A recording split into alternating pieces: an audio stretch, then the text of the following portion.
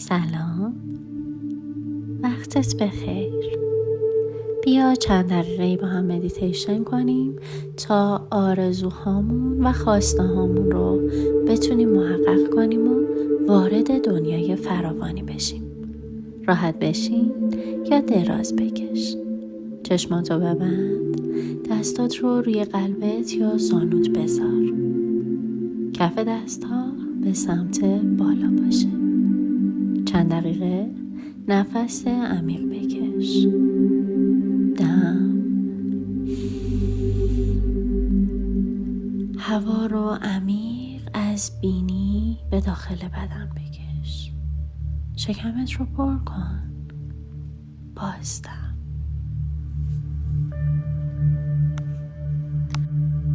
آروم همه تنش ها رو بیرون بده. 3 بار تکرار کن. دم، بازدم، دم،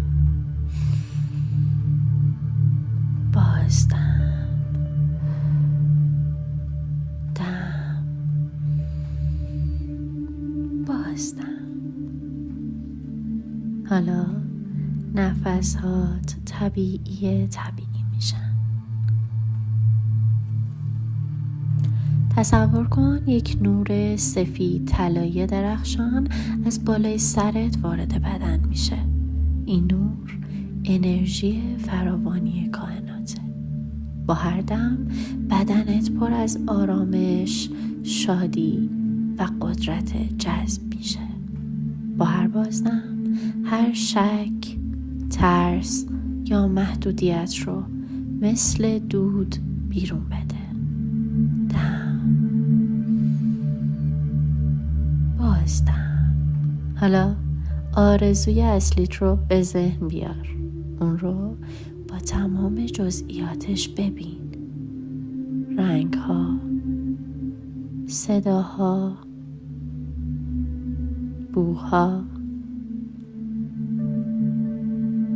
احساس لمسش و به دست آوردنش.